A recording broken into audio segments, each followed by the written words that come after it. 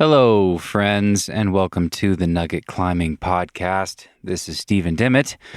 My guest today is Swedish rock climber, route setter, and YouTuber Emil Abrahamsson, or Emil Abrahamsson. That's my best attempt at the correct Swedish pronunciation. You'll hear how Emil actually says his own name in the episode. I've actually mentioned Emil a couple of times on the podcast in my episodes with Steve Maish and Tyler Nelson. Emil is the guy who put out that video that went viral of him hangboarding 2 times per day for 30 days and getting extraordinary results.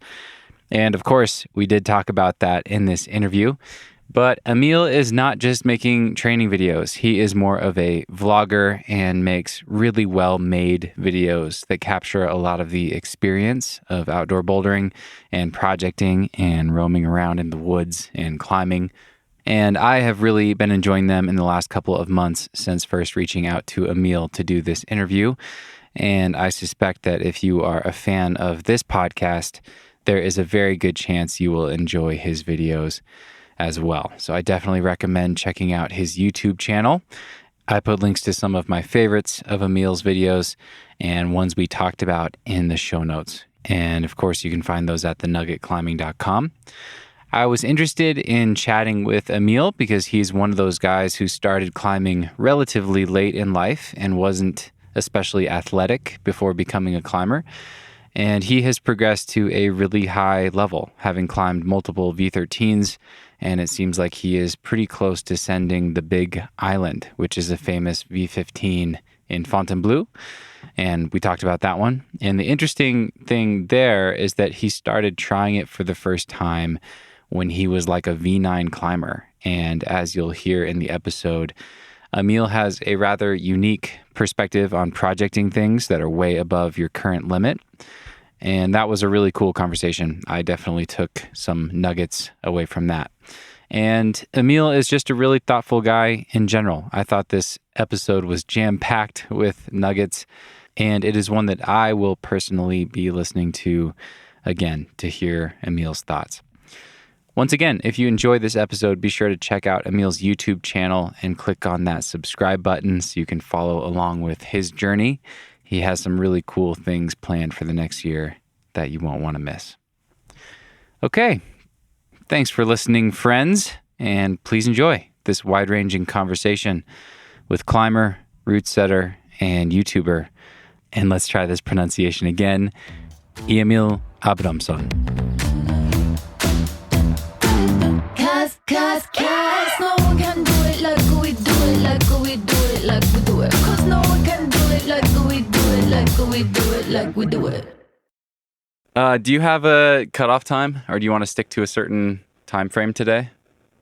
Not really. Like, I don't have to go anywhere. I'm going training after this, and working on my camper van actually, which I'm building. Yeah, I just saw your announcement. Actually, I was just catching up on your videos yesterday.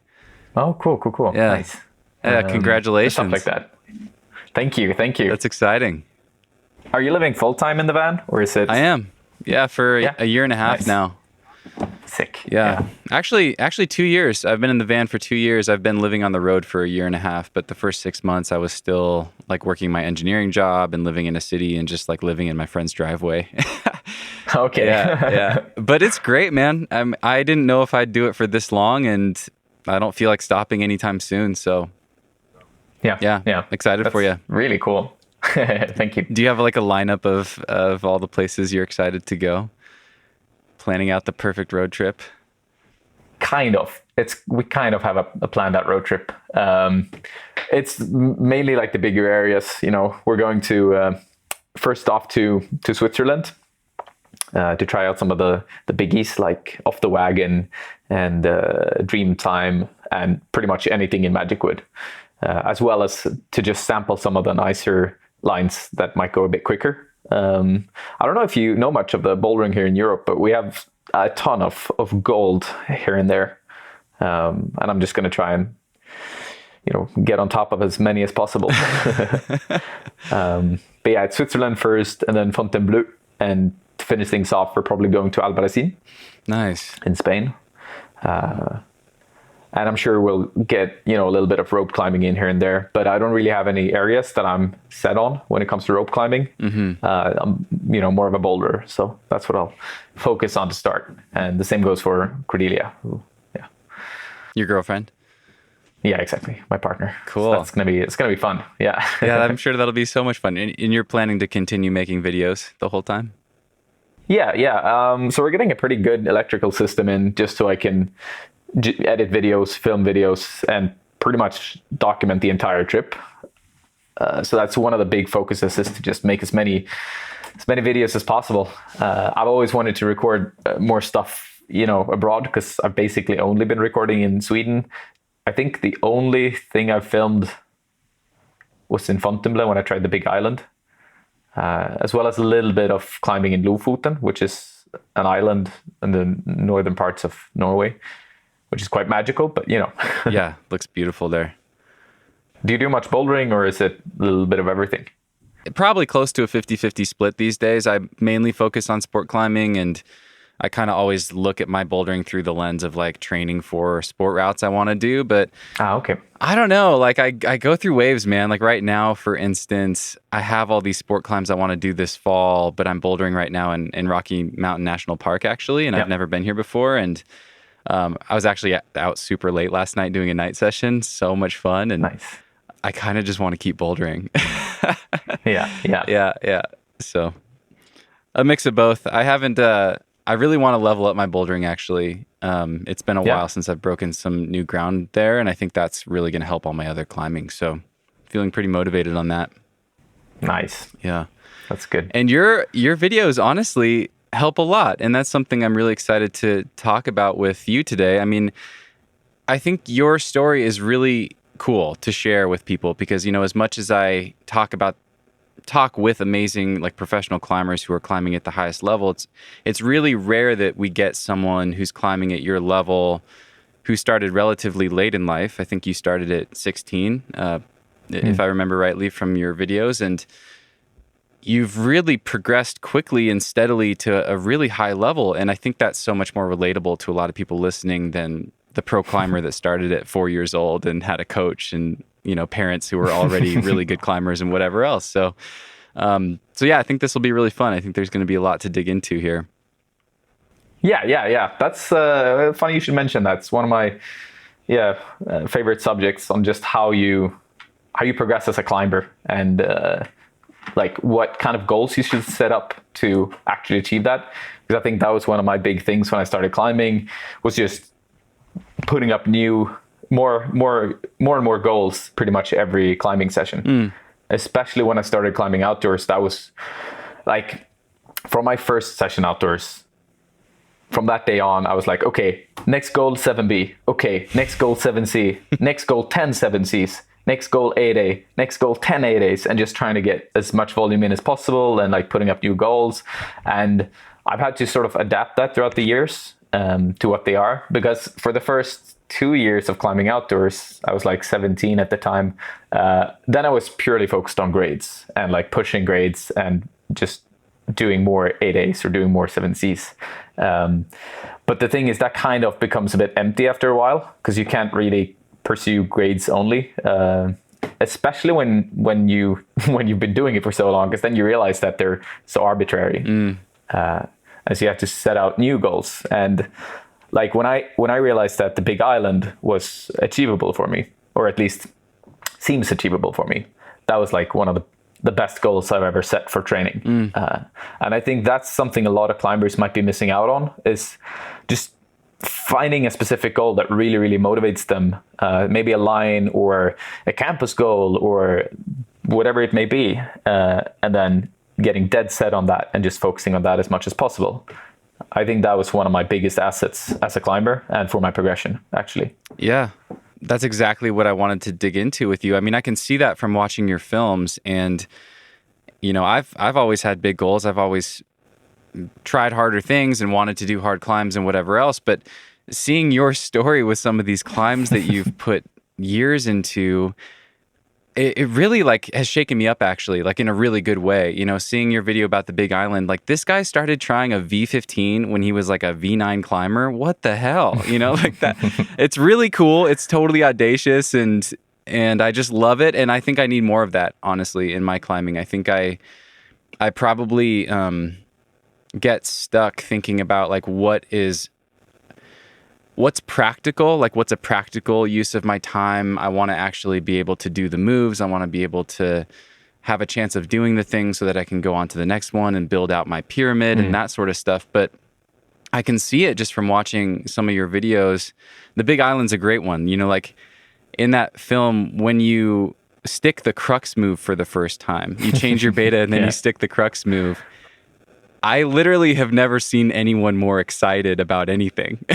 Like you didn't even send the boulder. You just stuck the crux move and you were just elated. I could see it. And I'm like, wow, I think I need that. I can't not see that, like that sort of passion and like having this thing that's such a big dream and having this guiding light for all your other training. It has to be so powerful. That's the thing. Like that move and that moment, it still resonates with me. On like a lot of climbing sessions, I can just think back and it gets me psyched. Just knowing that, okay, like goals are achievable if you work hard towards them. And I think honestly, like a lot of climbers are very comfortable at a very specific level. Like they say they're a V7 climber or a V3 climber or a V9 climber. But the thing is, I don't think I've ever seen a climber that I could actually describe as a grade climber. Like you can climb V3 and accidentally find a V9 that actually kind of works for you. I mean, of course, you got to build strength and you got to train everything, but like getting set on grades in any way is a bit detrimental. And it's like you can achieve so much if you just push through that, in my perspective anyways. If you like just find something that looks good and that gets you psyched, that's going to get you so far. At least that's how I feel. I mean, I might be wrong, but from my point of view, that's, I think it's a really good perspective. I mean, it resonates with me, and I know that I limit myself by categorizing myself as, you know, a V10, V11 climber. Like I really don't think I believe deep down that I'm capable of climbing something like a V15.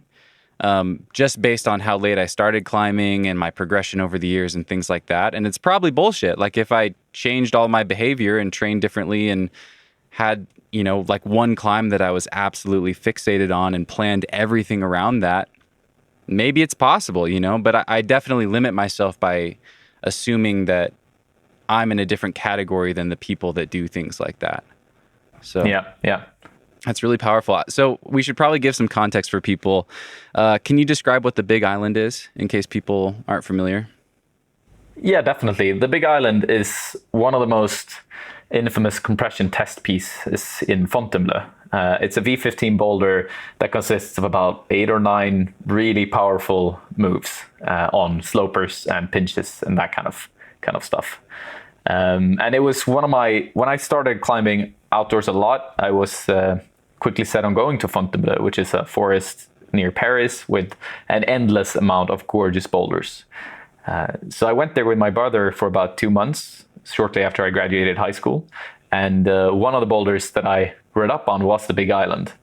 And at the time I was climbing V8, V9 or something like that. And it was just like the dream boulder. And I think my eyes got pretty dead set on that one, to just one day I will get to the top of this thing. But the thing is, I still haven't. It's been a while, but it's still is something that motivates me every day, to just know that it's still there and it's something I can get back on.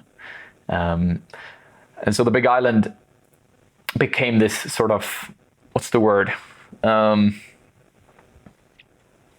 Like the symbol for progression in my climbing, in every corner of it, actually. So whenever I've been doing other projects, I've always been able to go back to thinking about that specific boulder. And I think everyone can find a boulder that's similar to them, that works the same way for them, and becomes sort of like a catalyst for just gaining more power and just getting stronger and better. If that explained it well enough. Yeah, that does a really good job of it. And It's funny. It seems really obvious when I hear you say it and when I see it play out for you. And I'm like, man, how have I missed that? Because I think I tend to avoid, like I'm an engineer. I have this like very kind of systematic, I want to make all the little steps. I want to like build these little blocks and kind of build myself up over years and years and whatever else. But I think because of that, I've avoided getting on really, really hard things because I just think to myself like, okay, I could throw myself at this ridiculously hard project, but is that really the best thing for my training? Is that really the best thing I could be doing with my time to make me better? And I think the answer I tell myself is no, because it's probably better for me to do more climbing on moves that I can actually do and blah, blah, blah. But it makes so much sense that you have to, it makes so much sense to like hearing you, describe how you plant the seed, you try something that hard, and it becomes this kind of beacon of light that guides everything else that you do and gives you all this motivation to become a different climber, like you have to become a very different climber and develop very different behaviors to have a chance of doing that thing. And so that's what you've done, and it's working. I mean, you said you haven't done it yet, but it certainly seems like you've leveled yourself up to the level. It seems like you're at a point already where you're capable and you're still progressing. So I think it seems like a matter of time. Hopefully on this road trip, huh? Yeah. One of the big goals is, of course, the Big Island. Yeah. As soon as attempts are good there, it's one of my go-to areas for a pretty long time until it's done, essentially. Although I will mention it's been rather good that it's far away. It's like a 20-hour drive to Fontainebleau from Stockholm. So it's not like I can go there over the weekend, really. It's I have to stay there for a while to actually project it, which in a way is good, because then it's like I train, and I always know in the back of my head that, okay, I'm working towards something.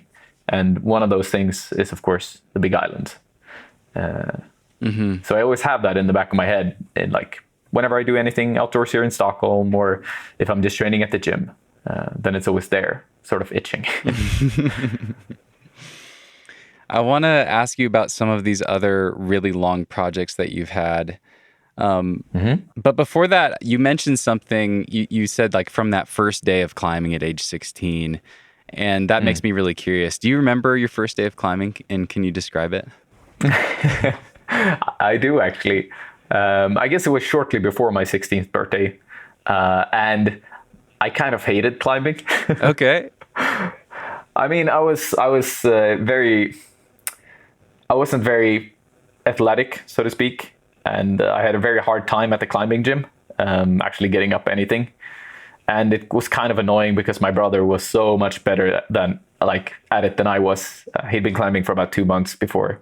And so I was like, getting a bit competitive and just thinking, man, this sport is dumb. I don't like this. So I actually didn't start climbing for about 2 months. So I tried it once, and then 2 months later, I tagged along one more time just to work out a little bit. Because I was playing a lot of video games at the time, just pretty much sitting at home all day long playing computer games. But then I was kind of cursed to just going there, and I tagged along. And then after about 3 or 4 times of climbing, I got insanely hooked. And I started, going there pretty much daily, maybe every other day or so, having really long sessions and just getting obsessed more and more so by the day. So that was my first experience with climbing. And I think it was the progression part that actually hit the hardest. The fact that when you start out the first time, you usually can't do anything above V0, or at least that's how it was for me. But then pretty much every session was a new lesson, and I learned something that helped me improve. And from that point on, it just kept on going and snowballing. So like focusing on progression helped me a lot in the beginning, which made me more and more psyched, which helped me evolve naturally. So that was my first experience with climbing. Way back when. When you were describing your goals, you're talking about, like your first 7C, so V9 for us Americans, and then you want to do 10 of them, and then you want to do your first 8A or V11, and then you want to do 10 of them. That's really, really smart, and that's something that a lot of people screw up. I'm wondering where you learned that, to focus on leveling up your difficulty, but then expanding your, I guess, just becoming a more, well-rounded climber at that difficulty and really establishing it and building out that base and kind of going back and forth. Is that something you just made up on your own? Where did that come from?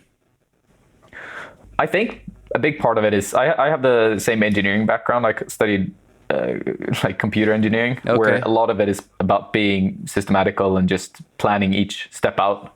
And I think I found just like getting a bigger base would help me like in the next step. So not really fumbling through it and just making sure that every step is done correctly was something that was kind of in my mind all the time because it was what I studied. And I do think that had some impact on it,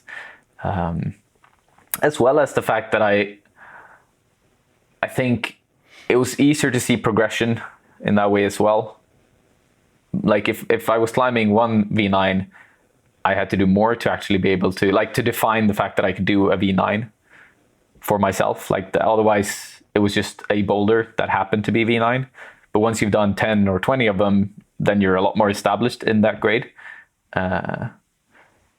So I felt like before I could say that I'd done a V9, I think I felt like I had to do like a lot of them.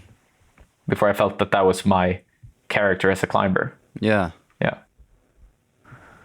Yeah, that's cool. That's a cool way of thinking about it. Okay, I want to dig into another of these really epic projects. Can you tell me about the Queen Mother? Oh, yes. My biggest obsession in life, pretty much. Okay, so where to start?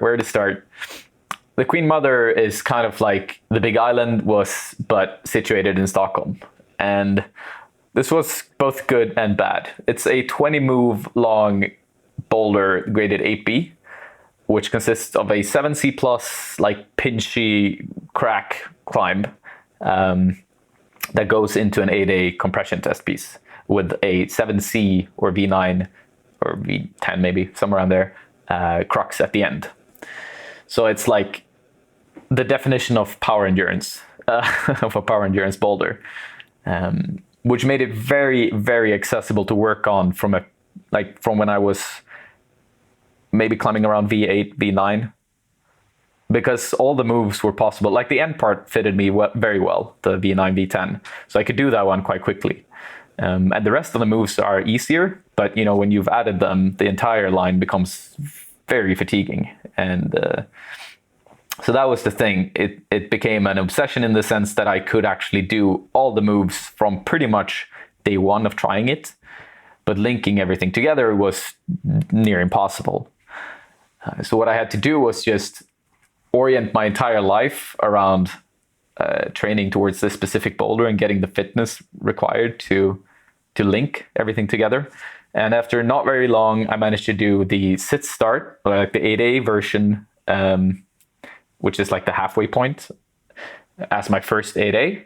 And on the same week, I managed to do the 7C plus crack that goes into it, which meant that I had 2 link ups in total, the 7C plus and the 8A, that I had to sort of merge together. And this is where the story sort of really became a bit obsessive, because I think I fell at the last move, which is the V10 part that's quite hard, around my second session. Oh, wow. On the full 8B line. And I hadn't done 8A plus. I'd done like one 8A, one V11 before that V13, maybe 2. Yeah. And I was just like, okay, but it's still possible. I got to push it so I can do this. Because this is like, it's quite the famous line in Stockholm as well. Definitely a benchmark.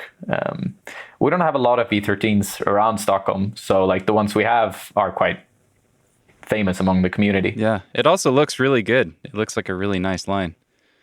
It climbs incredibly well, I gotta say. It's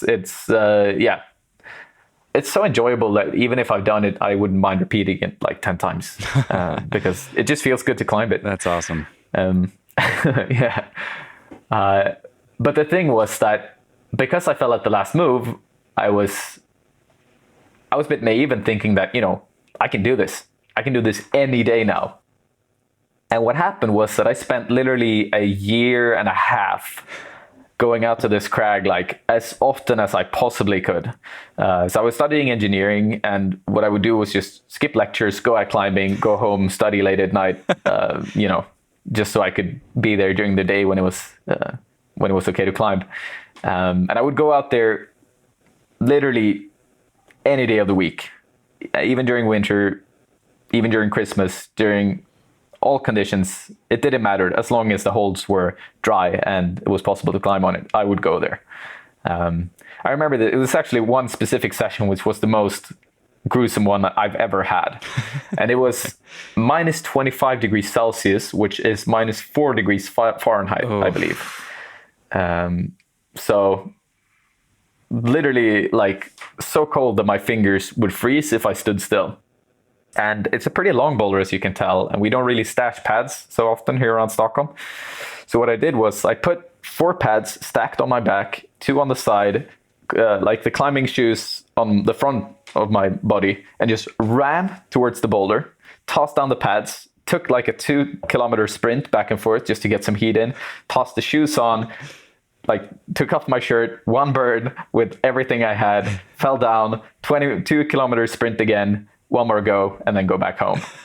And I'm never going to forget that session because it was just, I was a bit euphoric during it because just like, it felt so good to have an obsession in that way, to have something that you just really, really, really can't go without. Like you have to go climb it, even if it's just the lousiest of conditions possible. And I found that very just inspiring for myself, if I can say that. Yeah. I just found it really cool to care about doing something so much. And so I kept on going And then the funny thing is, it becomes that the big thing at the end was that it was purely a mental battle. I'd fallen off the top move maybe 100 times, maybe more, of this 20 move boulder, and I was at my wit's end with like trying it. So I'd been on it on the perfect sessions where everything was crisp, and I'd had the perfect warm up, and there was nothing wrong, and it still didn't go. And then this one day, I was having a rest day. I'd had maybe 2 or 3 days on, and I was a bit tired. But a friend of mine was like, "Let's head outside and climb something." And on the way out, we said like, "Okay, which crag do we go to?" And then we decided to just go to the Queen Mother, just to do some training, because he wanted to do the top part of it. And I was like, "Okay, I can work on the moves again just to prepare for another session." And so I had no expectations whatsoever. And well, wouldn't you know, that's the session when it actually goes. Out of nowhere, first go, hop on it, and it felt easy on that session. Wow. And I'd been struggling so much for like, 2 years at the time, maybe? And then it just kind of went. Isn't that fascinating how that works? That's such a common story, and it's just, it never makes sense, but it does make sense. That's so interesting. Yeah. But it's like expectations can be so limiting in a way, because that was the thing. Before, I'd always expected to do it because I knew I was a little bit stronger than the session before, and I had the temps a little bit more on my side. But then, suddenly it went when I didn't expect it. It's really cool what you said about being out there on that really gnarly -4 degree Fahrenheit day and feeling kind of inspired by yourself. I really like that. I can actually relate to that. Like this feeling of like, cool, I'm out here, and that means that I'm like willing to do whatever it takes to get this thing done. There's something really empowering about going out there when it's when everyone else thinks you're crazy. Yeah. That's really cool. I'm curious how you think about that whole process in hindsight. You've done the boulder now. You've grown a lot as a climber. Did that process, like, did you get stronger trying the boulder as much as you did? Do you think that time was well spent based on the lessons that you learned from that process? Would you do it differently if you could go back? Like, how do you think about that whole process looking back on it now? So looking back, I think it was probably one of the things that improved me the most as a climber. And I actually long for the same obsession. And I have it in some parts. I have it with the Big Island, and I have it with World Cups, actually. The way I'm training for them has a similar obsession to it. But the fuel I had for training when I was working on the Queen Mother was just insane. The thing that wasn't so good was that I was focusing on maybe not the best things to improve as a climber. I was purely focusing on that boulder, which made it like I neglected my finger strength quite a bit because I had the pinch strength and that kind of stuff. So I was pretty much just working on physical capabilities of just being stronger in my pulling parts and things that weren't so relevant for me to progress as a climber. I did, however, fuel my training for 2 years in a way that I haven't really met again, but just not maybe in the right form. Like I could have done it. I could have improved as a climber by such an immense degree if I'd been focusing on the right things instead. However, what I will say is that whatever fuels your training is what fuels your training, and you can't really decide if you should be working on something else. I mean, if say you have weak fingers, for instance, then of course it's good to work on your finger strength. But if you're not motivated to do so, then what's the point? You know, like you still have to. Like it's good to push through in some parts, but I still think you should never neglect the fact that what you're psyched on is what gives you a lot of energy. And in the end, climbing is a lot about just having much energy output and just training and doing it a lot. So while I do think it's always very, very valuable to work on your weaknesses, what should always come first is psych and motivation. And I had an endless amount of that during my time on the Queen Mother. So yeah. I like that. I like that a lot. Earlier when we were talking about the Big Island, you have this, similar obsession with this new project now. You said something interesting. I think you said it's a good thing that it's so far away. Can you elaborate on that? Why do you feel that's been important? Well, that's the thing, because it's so far away and because I can't try it every other day, I'm not purely working on that specific strength that I need for the Big Island. It's more of like an idea that I'm focused on. It's an idea of climbing something, and I can apply that idea to any boulder. So I can apply it to the crimpy boulders we have here in our gyms, for instance. While as with the Queen Mother, I had to focus on my power endurance, and that was everything that I cared about. So I neglected the other things. But with the Big Island, like once I start approaching the time when I'm actually going to travel there, I'm sure I'm going to focus on it a ton, like that specific strength that I need to do it. I actually did focus on it a ton before the second time I went to it. I set a replica in my gym and I trained on that a bunch to just, to get the strength required for that specific boulder. But the rest of the year, it was purely the idea of climbing that boulder that was my fuel. And the idea of climbing that boulder didn't include training specifically for it. It included more just training, just psych and motivation to get stronger. So you had that as fuel, but you were focusing your training more on the things that were making you the best climber you could be rather than just hammering those specific needs for that climb. Exactly. Yeah. Okay. Cool. Back to the Queen Mother, you made this film documenting your brother's process, which I thought was really cool. So you had this great journey with this climb. You eventually did the climb, but you didn't really document your own process. But you have this chance to kind of do it in hindsight and film your brother working on it. Tell me about Felix. You said some interesting things in that film that I want to ask you about, but yeah, tell me about your brother. My brother is one of the best people in the world. He's I absolutely love him, and we've gone through climbing together. As I mentioned earlier, he started 2 months before me, and ever since we've both been equally obsessed. He's gone through a few injuries, quite a ton of injuries, and he's progressed through them, and he's kept his motivation up even during the low times.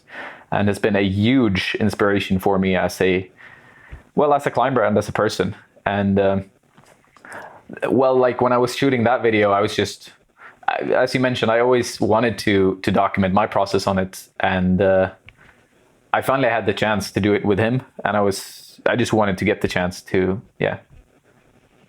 present his motivation as well, because it's a bit astonishing. It's similar to mine, but like he perseveres even more than I do, I would say. And I really wish I could record a little bit more of it when he gets closer on the boulder, because he's a very passionate climber with just pure dedication, and I want to get as much of that on video as possible and just document it as much as possible, because to me it's extremely inspiring, and I feel like it could be for others as well.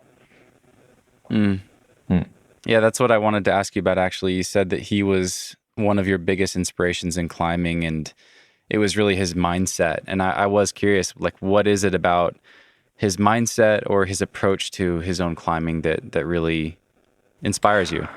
So I guess the biggest thing, or one of the big things, is that whenever he gets injured, it's not like that. He gets a bit sad about it, and it gets in his way, but he just keeps on grinding until he's back on track and can climb again. And he never actually stops that motivation and that drive. But for me, it can be a bit different. I can get a little bit like sloppy and stop training a little bit if I get injured and not do all the right things in the same way that he does. And for me, that's like one of the most inspiring things you can do as a climber, is to just keep on grinding when it doesn't feel right, when it doesn't feel like you can. So I think that's one of the big things, is that he's just the definition of determination in the grind, that is climbing. So like whenever I have ups, I can keep on training, I can keep on climbing, I can keep on going when I feel good and I feel psyched.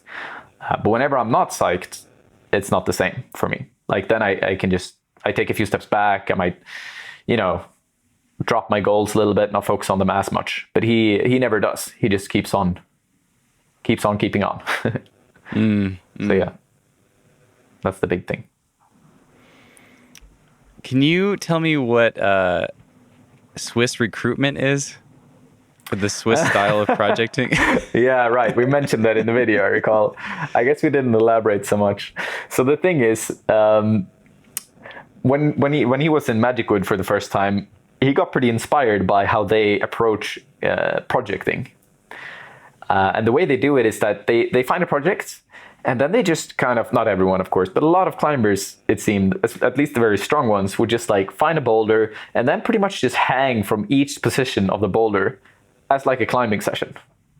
Maybe not even try any of the moves. They would just go to the boulder, go to the holds, and just hang on them. Pretty much like when you're doing a dead hanging session of a hangboard.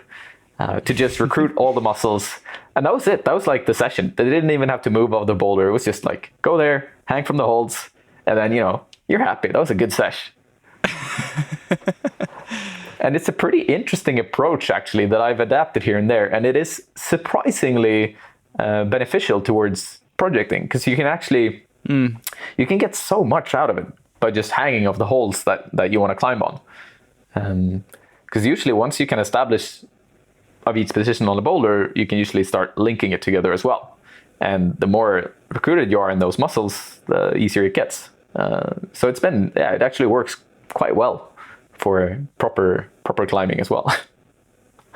It's fascinating. I'd seen it before. It was really fun to see that in your film. And I'm like, oh, I had a friend at Smith Rock who would go up a project, let's say he's trying a 514 for the first time or something, or even like the 20th time, whatever. But if he was having a hard time with a move, he would end his session by just going up to that move and just grabbing the two holds and like pulling into the position and just holding like an isometric for 3 to 5 seconds or whatever, and then just let go and fall on the rope. He wouldn't even try the move. He'd just hold the positions. And yeah, I had never seen that before at the time, and I still haven't really tried it, but it makes sense. It's intriguing. How have you mixed that in to your climbing or training? I've mainly done it on outdoor boulders that I've tried to just like hold a position for, because usually the thing is, on some boulders, I've noticed that I can hang in a position for like 3 to 5 seconds at most, and then I just fall right off. And then I tried applying that method on the same move, and I would hang on it for like first 5 seconds, and then rest for like a minute, and then suddenly I could do it for 7, rest for a minute, and then suddenly I can do it for 10 or 15. And after I'd done it for like, once I'd increased my hanging time by about 3 times, it was like incredibly much easier to hold that position when I was actually doing moves off of it. So I think you can apply it to pretty much any hard position that you have on a boulder that feels rough to hang on. Were you seeing that kind of time improvement within one session? Yeah, literally within minutes. Like I could do it on. Wow. Yeah. That was the cool thing. So like, you're just recruiting. You're just like teaching your body like how to recruit for that move. Exactly. And I think you can stretch it probably. I think that's, I guess, what he saw in Magic Wood is that some people would, take it 2 steps further and hang for like an entire session, come back the next day, and then just cruise the moves. Wow. So I'm sure that's going to be like one of the cutting edge techniques used in bouldering in a few years. Like once people start noticing how much it can help. The Swiss are onto something. Yeah.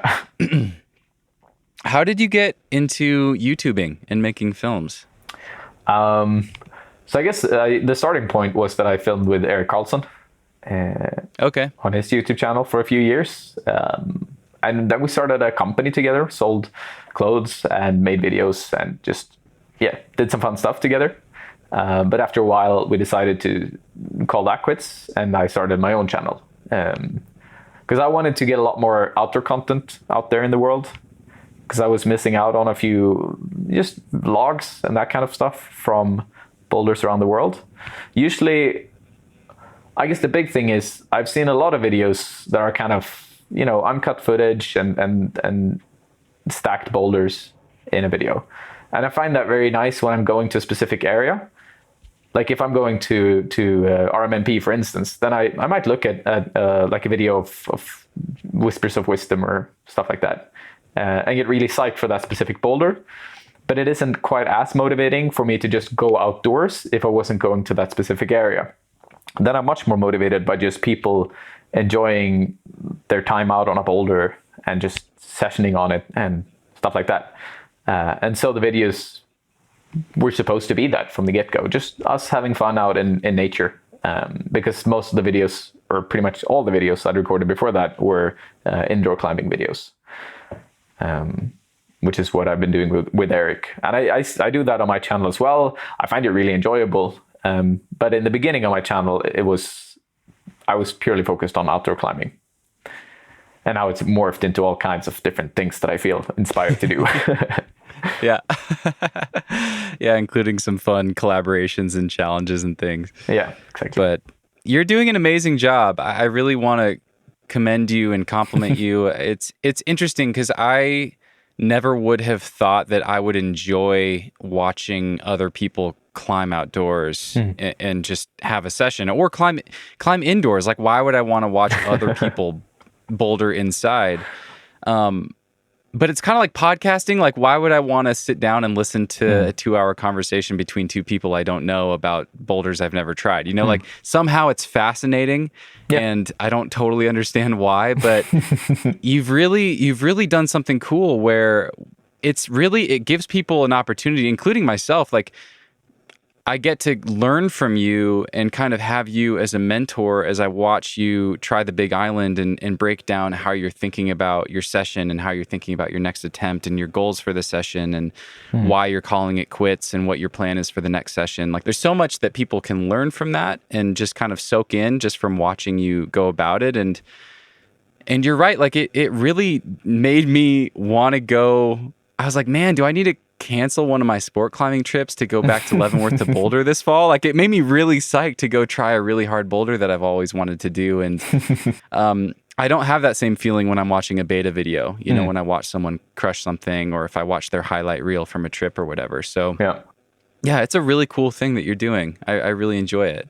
Thank you. I really appreciate you saying so. That actually warms my heart to hear. It's like, that's great.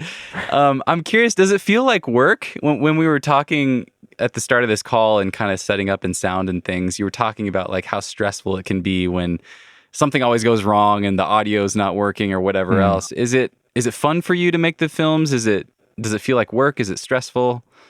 Both yes and no. Like, I really, really, truly love making videos. And I think when things aren't the way I want them to be, it's it's stressful. Yeah, it is. And it's not as enjoyable. It's actually funny thing. Second session on the big island, I'd forgotten to charge the batteries in the camera. And like, I freaked out. Like, I've never gotten so pissed off at myself, I think, in my entire life. Because I really wanted to record that session, and I wanted to just keep that memory on footage. We managed to solve it through some like external batteries and stuff like that, or what's the word, like power banks. But the second that I realized that I'd forgotten to charge the batteries, I was like, man, I suck as a person. And I was like, I really took it so hard, and I was surprised by myself afterwards that I gotten, that I gotten so, messed up from it. Because in the end, it's like, go home, grab charge them, or go there another session or anything like that. But I was quite obsessed about capturing that moment. And then it gets stressful if I can't actually perform or if I can't get the things that I want. That being said, it's always all worth it. And I don't view it, I guess I try to view it as work as much as possible, so I don't overdo anything. Because I do work as a chief route setter in the gym here as well. And I make videos, and I've been studying a little bit and doing a little bit of everything, as well as planning for the trip this fall. And I've had a pretty busy life for the past 2 years or so. And I think even though it's like I'm doing a lot of fun things that I thoroughly enjoy, it's important to take a step back. At least that's how I feel sometimes. And just view how much time you're spending on something and what you actually need. Because I can definitely notice that I can get worn out a bit if I'm, say that I work at the gym from 9 to 5, come back home, and then edit a video until 1 a.m. And I do that every day for a week. Then I've slept like 6 hours every night, and I've trained in the middle of that. And even though I still enjoy it every day and I can keep on going, it's not the best thing for me always. And then I have to take a step back and think like, okay, well, I shouldn't be working or like using my mind and body for 17 hours a day for a week. That's not good for anyone, I feel like. And then I start viewing it more as work and thinking, okay, how do I distribute it in a way that actually that's sustainable, Yeah. Thanks for sharing that. That gives me a lot to think about myself. It's hard when it's the best thing in the world when you get to do something that you love, but it is a lot harder to keep those clear boundaries. Yep. I find that working on this and working on things that are connected to the podcast, like they can really creep into every spare minute of my life if I'm not careful about that. So yeah. I imagine the videos are even more time consuming. So thanks for sharing that. I'm curious, is it something that you hope to become your main source of income? Are you making money from it? Does it feel like it's going to be a viable career for you? Actually, it does. I'm in a way, I'm doing that now with the trip. That's awesome. That'll be my only source of income for the trip. I will say though that it's not like I make a ton of money on YouTube, not in any way, shape, or form. But if I produced more videos and they did roughly as good as they do or slightly better, then I'd actually make enough to survive on it as like a low end type of salary, but still a salary that's sustainable,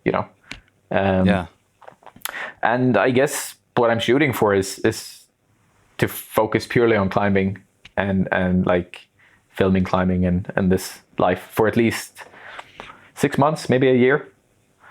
I mentioned earlier that I studied computer engineering, so I do have that as my backup plan because I have like 2 or 3 years left of studying, 3 years left of studying. So I could always go back to that and finish my master's degree, which is kind of like a nice thing to fall back on if I need to. But for the time being, it feels more motivating to focus on climbing and making videos. That's awesome. I'm excited for you. Thank you. I imagine it must be difficult to bring your full focus to your climbing while capturing all of that on the same day? You know, a lot of your project sessions or training sessions, you're also filming. How do you balance those two things when you're out there at the big island and you're really trying to focus and have a good productive session? How do you balance those things?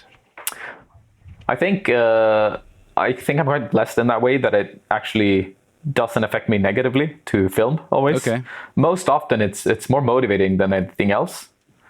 And I think I don't really try harder, but I do perform better quite often on camera. So in the end, it's a plus having the camera on.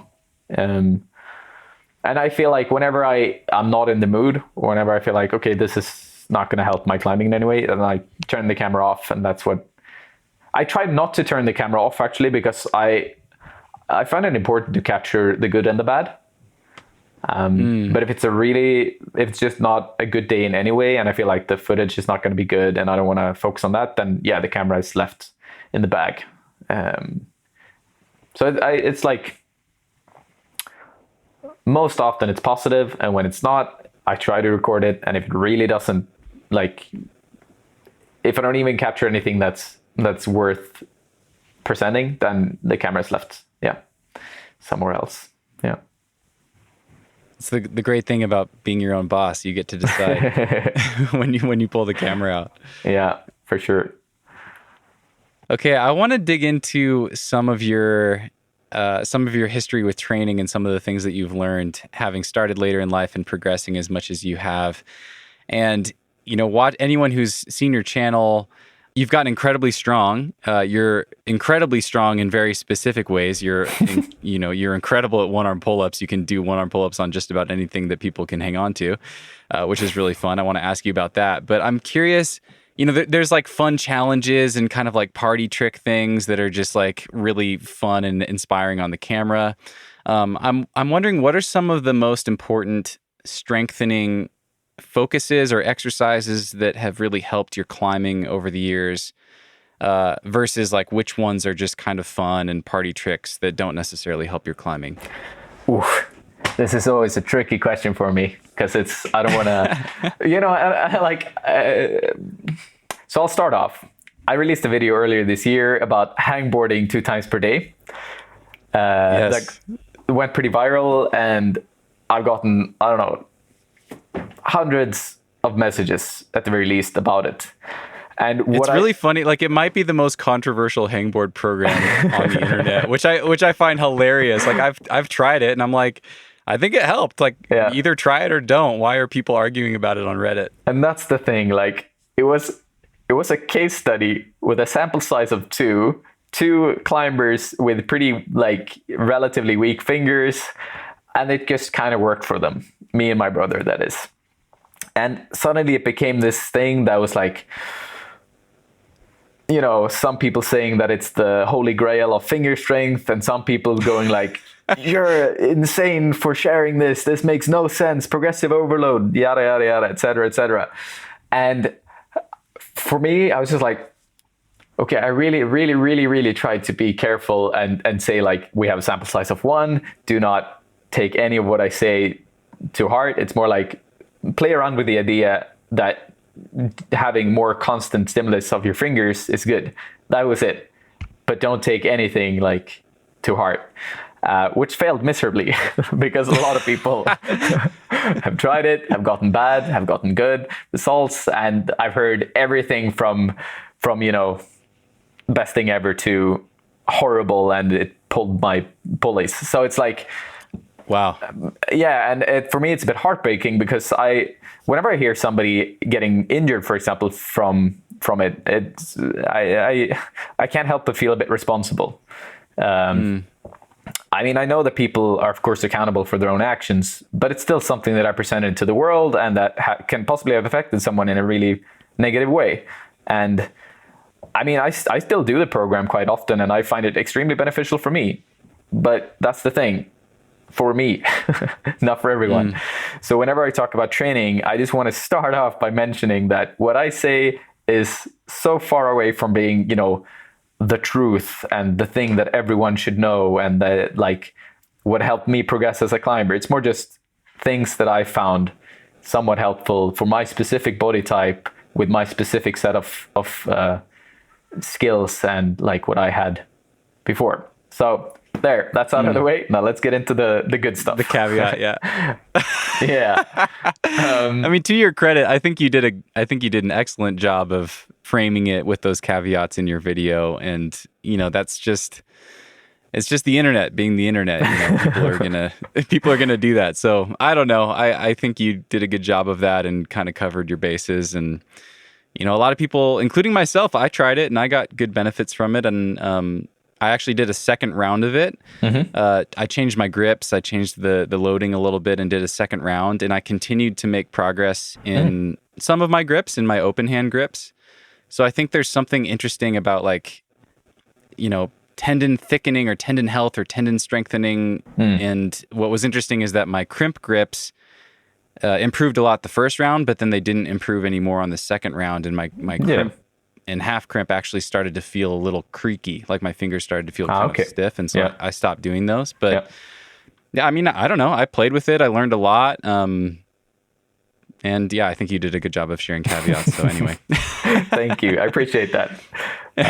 But actually, before we move on, would you mind describing the protocol quickly for people that haven't seen the video? Okay. I'll share the video in the show notes for people, but maybe just a quick overview. Yeah, I guess the initial program was that you would do hangboarding sessions 2 times per day, but without actually letting go of your feet of the ground. So you would do 10 minutes of hanging with 10 seconds on different type of holds, and then 50 seconds off. And I would repeat that for 10 minutes, meaning 100 seconds of, hanging but not hanging in total. So essentially, when I was holding the half crimp, I would maybe let go of like 70 to 80% of my body weight. And when I was holding pockets or smaller holds, maybe I would release like 40 to 50% of my body weight. While if I tried hard, I could do maybe 150% of my body weight in total. So I would reduce the load by quite a bit and do that 2 times per day and I did that for 30 days. And my results were literally insane. And I've genuinely never been so shocked about any form of training that I've done in my entire life, which is also why I wanted to present it. But as I mentioned, it's definitely not for everyone. Like I had relative to my bouldering grade, applied on the wall, I had fairly strong fingers. Like when I was just a regular climber doing boulders, I definitely wouldn't describe myself as the guy with the weakest fingers always. I used to be very weak at them, but I've gotten stronger. But on a hangboard, I've always been quite bad, I'd say, at least compared to others that climb roughly the same grades.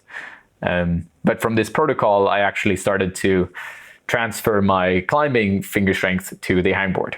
And what was the reason behind that? I do not know. And it's hard for me to dig into because I would need someone way more knowledgeable than me to do so with confidence. Yeah. Real quickly, one of the biggest questions I had was, you did make these amazing improvements in that month of training on the hangboard itself. Did you notice a difference in your climbing? So the thing that I noticed in my climbing was that I had, my fingers have never felt so healthy as they did when I did it 2 times per day, which consequently made me just pull harder for longer during sessions, which I think is the big thing why I got stronger fingers, is that I could climb for longer. I could perform for longer, and it didn't feel tweaky. It didn't hurt in any way, and they just felt solid. When you have one of those sessions where it feels like your fingers are indestructible, that's sort of how it felt during, I guess, pretty much every session, which is why I kept on going. It's like it just felt better and better the more I did it. So yeah, that was the thing. It didn't directly transfer to pure finger strength. It was not like my highest form of finger strength increased that I noticed so clearly, but I noticed that I always had strong fingers. There wasn't any day of the week where I would go in and not be able to really crimp or pull hard on holds. Like I could do it every single day. And I've been thinking about making a new video discussing this specific subject because I think that was the biggest key to it all. It's just the fact that I could apply my fingers more during more sessions, which of course is where you get progressive overload. If you can train them more, then yeah, of course you're going to get stronger. So and maybe I think that was Go ahead. No, and I think that was the big part of why I got stronger on the hangboard, is that I could just keep on loading my fingers more and more. Yeah. So maybe it was acting as like a really good active recovery protocol that's allowing you to do more hard finger training on the actual climbing wall in your bouldering sessions. Exactly. Because that's so interesting. Yeah. Because that was the thing. Like my protocol, or my training protocol in general, like my usual training, my usual bouldering was exactly the same. Like if you took December and compared it to January, it was pretty much the exact same month of training. There was no periodized training or anything that would affect my performance, aside from the fact that I added the hangboarding session 2 times per day. Like that was the only difference that I made in my schedule. The thing is that you always have this factor of how your climbing sessions are, which is where your strength really comes from in the end. As a climber, like you don't get to become a good climber and a stronger climber by hanging on a board or doing, stuff that isn't climbing. The majority of your strengths are going to come from your climbing. And so if you can increase the amount of force you can have as an output during each session, then that's how you get stronger. And I think the protocol just made all of those sessions 30% more valuable, or whatever percentage you want to throw at it. But they made each session more intense without me having to push harder, without me having to try harder. It was just there because the fingers were healthier. It's how I feel. That makes a lot of sense. Yeah, that's so interesting. Okay, but I feel like this was all a tangent. You were giving caveats after I answered or asked you that question about strengthening exercises and which ones translate best to your climbing. But you kind of just answered it. I mean, it sounds like you really believe that most of your specific climbing strength comes from time on the wall, from doing hard climbing. 100%. I think what I will mention is that different climbing related exercises were extremely beneficial for me and still are to this day. One of my favorite ones is the 4x4. So doing 4 boulders 4 times in a row, and then resting for 4 minutes, 5 minutes, rinse and repeat until you're done, has been very, very good for me throughout the years. And I pretty much always do it when I'm having a session where I have a hard time motivating myself or pushing on a specific project or anything like that. I'll just do the 4x4 and I'll get fatigued quite quickly and I'll have a good session pretty much whatever happens, because you can adjust it to whatever level you're at during that specific day. It doesn't actually matter if you're more tired than any other day, because you can just decrease the level. But if you're doing regular bouldering or regular sport climbing, I feel like most people will opt for trying their max grade or trying a project and just wanting to do that, which usually I think is really good as a method for improving as a climber. But if you're having an off day or if you're feeling weaker than usual, then that's not really going to help you. It's just going to be I don't really have a good word for it in English. We call it mellanmjölka. It's when you don't actually try hard enough to have any progressive overload or any proper training. You're just kind of in limbo with training. And I think those sessions are the ones that they're good for maintenance, but they're not good for getting stronger. And so finding these methods for okay, I don't feel very good today. What can I do? All right, I'm going to climb every single boulder up to V5 as fast as I possibly can. Or I'm going to try to climb every V6 in the gym with perfect technique. And stuff like that. Just applying those little games to regular bouldering sessions that aren't as good as they usually are is something that I feel have helped me a lot as a climber. And I guess we could discuss stuff that I've done in the gym that I felt are beneficial. But I do want to go back to the point where I talked about the fact that I think it's very different for each individual. Me, for instance, I build upper body power very easily, I'd say. compared to a lot of other climbers. But I have a harder time, for instance, working on like having a sustained core. So, you know, doing exercises like is it called the planche, when you're just on your arms, like tensing your core? Plank. Plank, yeah. Stuff like that I've always been a lot weaker at than the others. And so it's like, if I were to say what my program for getting stronger would be, it would definitely not transfer to somebody else's, because I've had to do a lot of different exercises. And I think the big thing about training it for climbing is you have to find what are your specific strengths, and do you want to improve those, or do you want to improve your weaknesses? And I've, for a very, very long time, have always opted for improving my strengths, actually, and then focused on my weaknesses in climbing. So what I would do is I would do a lot of power exercises in the gym, like pulling exercises, weighted pull-ups, one-arm pull-ups, pretty much anything you can think of to get stronger there, because it was very motivating for me. It was easier to work on. It was easier to feel that progression.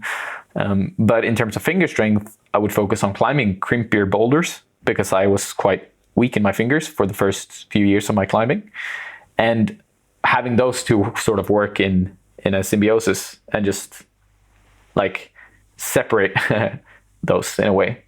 So that I was always working on my strengths in one part of my training and then working on my weaknesses in another. And usually those weaknesses were focused on in my climbing, because usually when you hop on a boulder, you're going to use your strengths to do it. Like if you're strong at pinching, you're most likely not going to, or say you're good at slopers, for instance. That's a perfect example. Like people who are good at slopers are always going to have their hand on the sloper, and it's going to look very, you know, slopery. But if you have people who are, like very good at crimping, they're also very often going to opt for full crimping a sloper.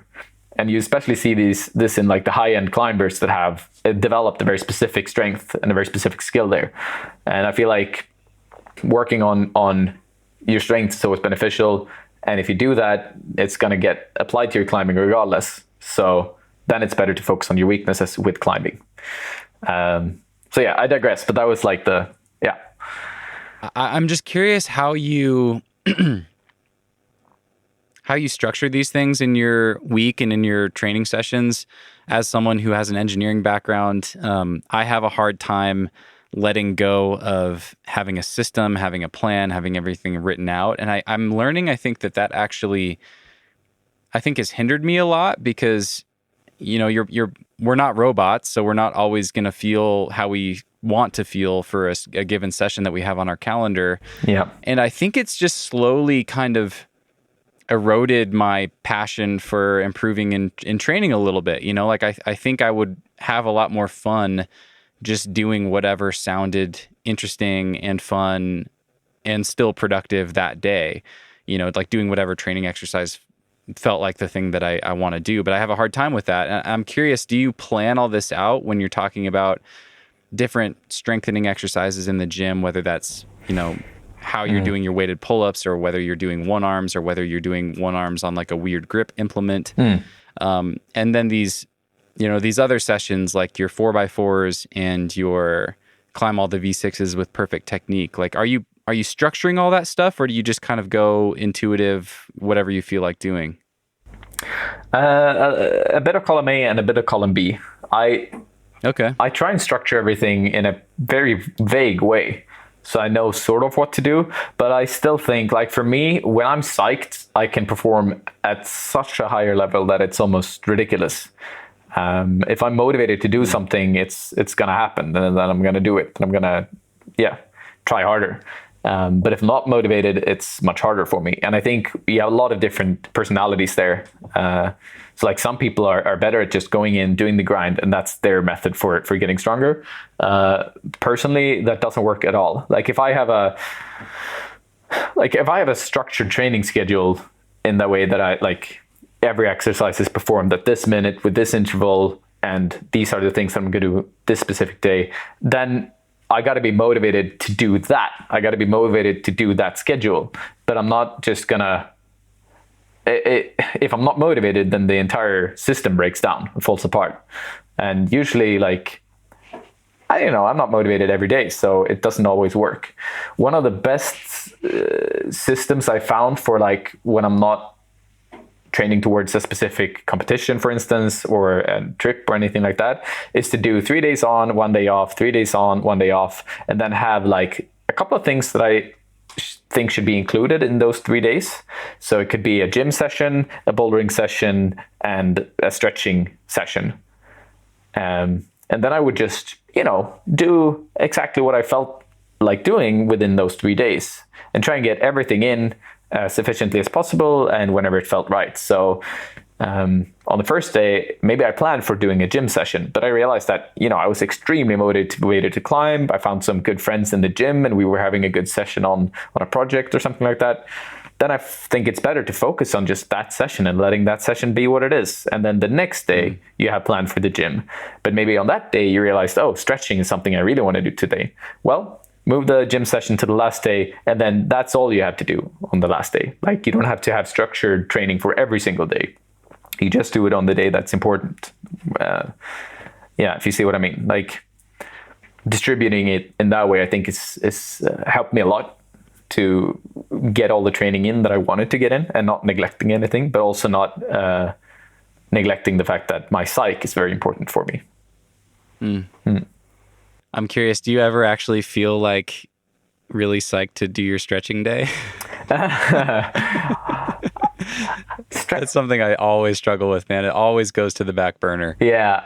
Stretching is extremely painful for me. I really don't understand people who say like, oh, it feels pretty good with a nice stretching day. It's so far from my it's relaxing. Reality. Yeah, like it's pure agony. So what I do is, and with a lot of these things that are painful, I just embrace it as much as I can. Like, I just go 100% like, okay, time to bring the pain game. And then just go 110% with that emotion, embrace it, take it in, and just enjoy the pain in the end. So that's how I deal with stretching. You think it's helped you? I do. I think in a lot of areas in my life, that's kind of how I have to deal with it. Like, it's the same with the winter session that I discussed earlier, when it was very, very, very cold. Is that I just saw it as like, okay, let's just embrace this painful cold and just go with it. And then it's like, yeah, it just works if you're dedicated towards that emotion and you embrace it. Usually when things are hard in any way, shape or form, and be it in training or climbing or life, it's just easier to take an emotion and try to flip it into something positive, I feel like. So if you're not psyched on anything, then how do you make yourself psyched for it? Is the question. Yeah. And with stretching, that's pain, and embracing that pain. And how has your flexibility increased, and how is that playing out in your climbing? Do you feel like you've noticed a difference from that? Definitely. So for the first many years of my climbing, I never did any stretching or mobility training or anything like that. And I have to be very consistent with it for it to actually, for it to sit and actually still work. So if I don't stretch for a week, I go back to square one. But whenever I don't go back to square one, it feels very beneficial for my climbing. It does depend though, because I think outdoor climbing isn't as dependent on having that flexibility and mobility, generally anyways. But competition climbing and indoor bouldering I think it's quite crucial for you to reach your highest performance. And you'll notice that in a lot of the top end competitors is that their mobility and flexibility is almost always very, very high. So I think it helps a ton with my climbing in many different ways. Got you. How much time per week do you commit to it? What do you guess? So whenever I'm good about it, I try and do like maybe 5 hours in total of mobility training and stretching in a week. Okay. And then other times it's maybe, 20 minutes per day. Okay. 15 to 20 minutes per day. Usually I always warm up with a little bit of stretching and mobility. And I find that very easy to include in my training because, I'll probably head up into the gym, find somebody that I know, chat with them a little bit while I'm doing all of these things. And then it goes by very quickly. And and then it's easier to move forward with the climbing training. I want to circle back to a couple specific strength exercises. And I actually have a question for you from a listener. Oh, cool. That feels right to ask right now. I've got a couple from listeners, but you've already touched on this, but I'd love to hear you elaborate on it. This is from Florian, and Florian writes, I've read sometime about Emil avoiding crimps entirely for a long time because he was afraid of finger injuries in the beginning of his climbing career. I'd like to hear him elaborate on that, and I'm curious how it affected his development of finger strength.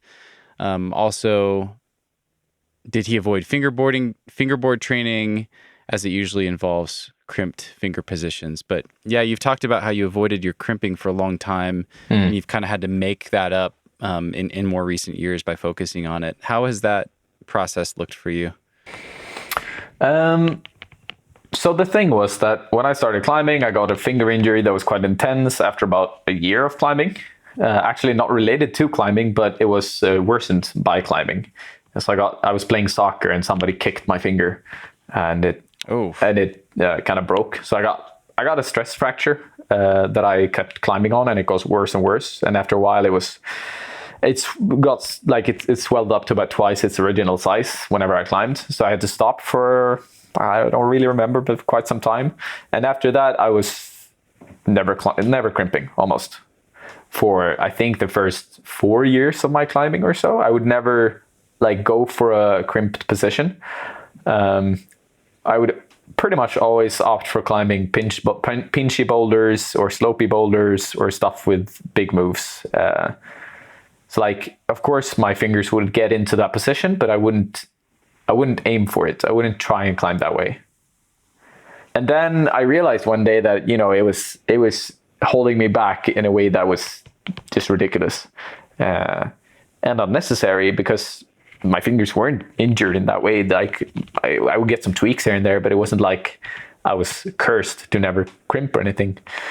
So what I would do is I remember distinctly that I started trying all the easiest boulders in the gym that weren't on jugs, and just try and hold everything in a full crimped position, usually on vertical boulders then, because that was where you could find them, and just close those crimps as intensely as I could all the time.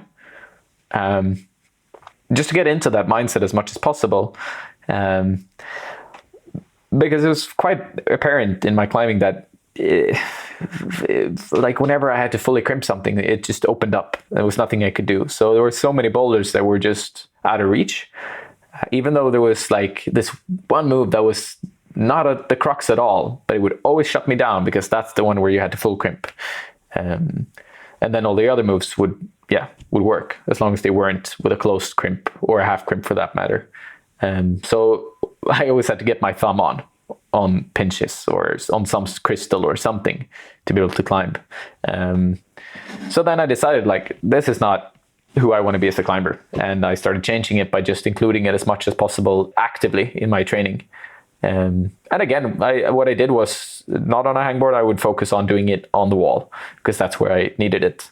And I would do it in the most safe environment that I could find. So I would always be sure that I couldn't, fall and just get thrown off the wall and then injure myself. Yeah, that's really smart. So starting on climbs that are easy for you and forcing that position and taking it really easy. How did you progress that as it got more comfortable? So I think what I think is that with grip strength, be it from pinches or slopers or crimps, is that you get to a certain point and you start focusing on something that's your grip type. But I think everyone always, if you have a strong grip, be it as a full crimp or a pinch, you still have a strong grip and you can work up all the other types of grips quite easily. You just have to rewire your mind a little bit towards holding that specific position. And so that was the thing. I just rewired my brain into thinking that full crimps are comfortable, I can enjoy these. Full crimps are comfortable, I can enjoy these. And then suddenly that kind of worked. And suddenly yeah, I would be able to hold smaller holds and fully crimp them and with no big issue.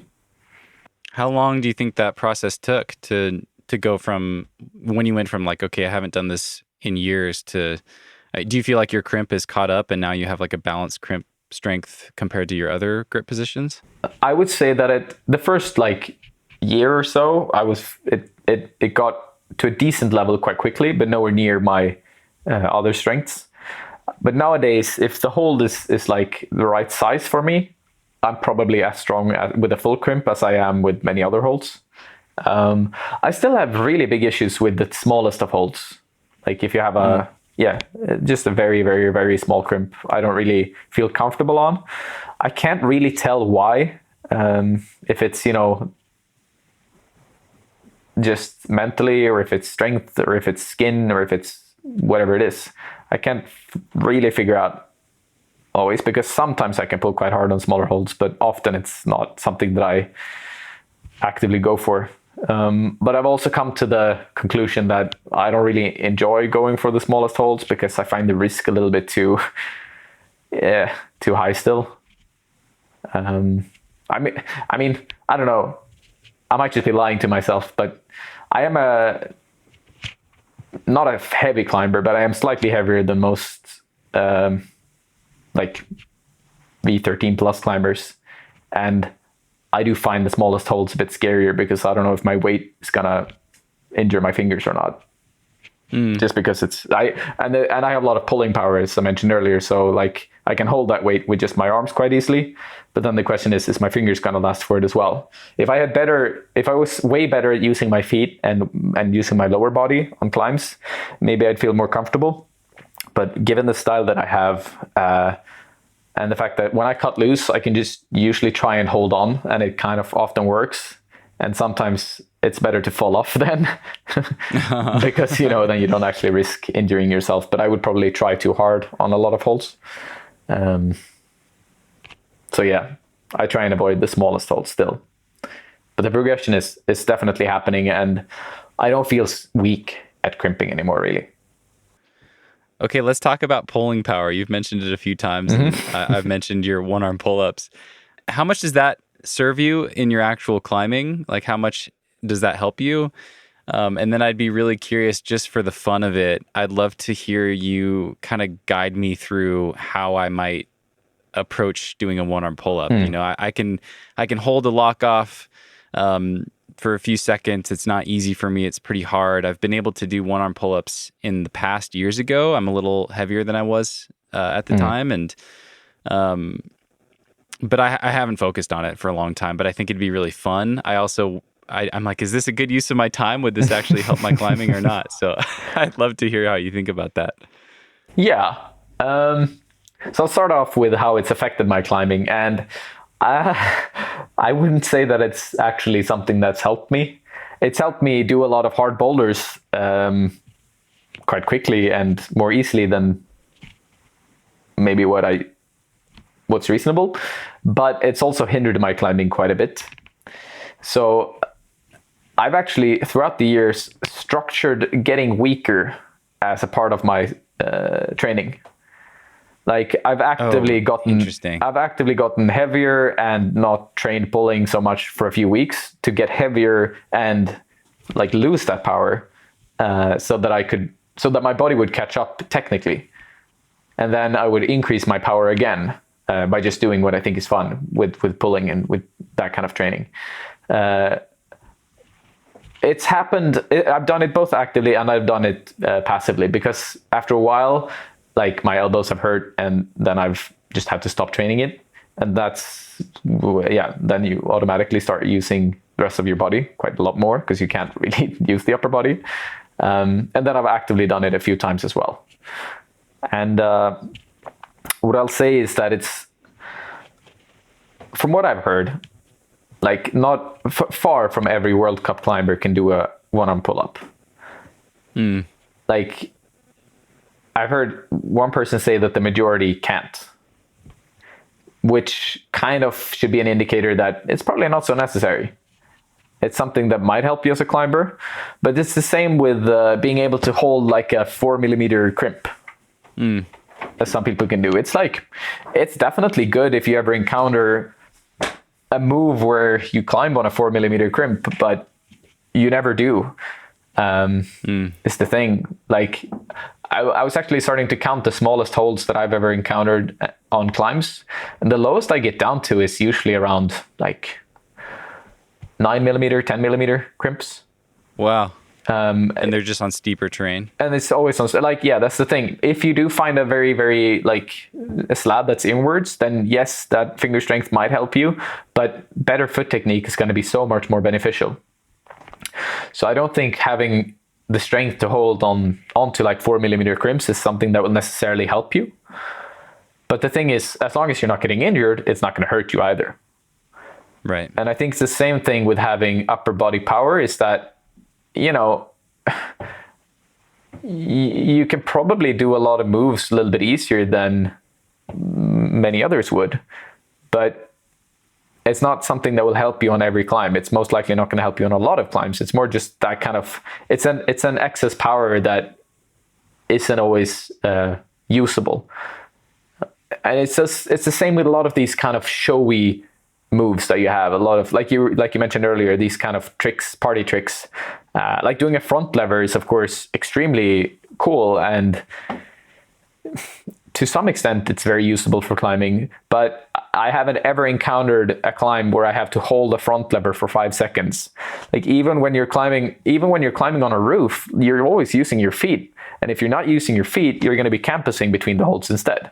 So holding that front lever is almost never something you do. And the amount of load that you actually put on your core and your lats is never near the amount you need for the front lever. So what I think is better to focus on is like, okay, that position that you're in on a roof, like if you're using the front lever to get a stronger core for steeper climbing, I think it's more worth thinking about, okay, but how long can I hold myself in a roof before my core just drops off? Yeah, like maintaining tension through the feet, things like that. Exactly. Like where is the cutoff point? Is it the fact that you can't hold a front lever for 10 seconds, or is it the fact that you can't hold like a straddle lever for 30 seconds? Or like what is actually the thing you need to focus on? What do you want to apply it for? Like, why are you training this specific thing? Do you need it for anything? Most likely the answer is going to be no for a lot of these exercises that we do, but they will help you get stronger. They will help you, like, it's of course better to be able to hold a 10-second front lever than to not hold a 10-second front lever, if you could choose. But you do distribute your training in some ways. And if training towards holding your 10-second front lever is going to take away an hour of your climbing, then I reckon it's probably not worth it.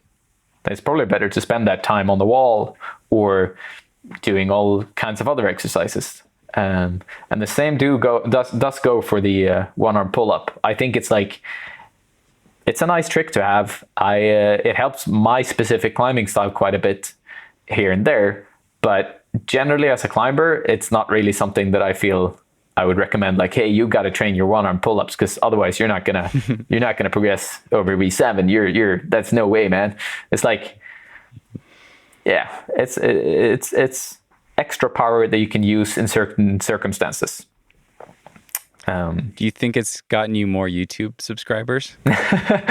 I don't know. I think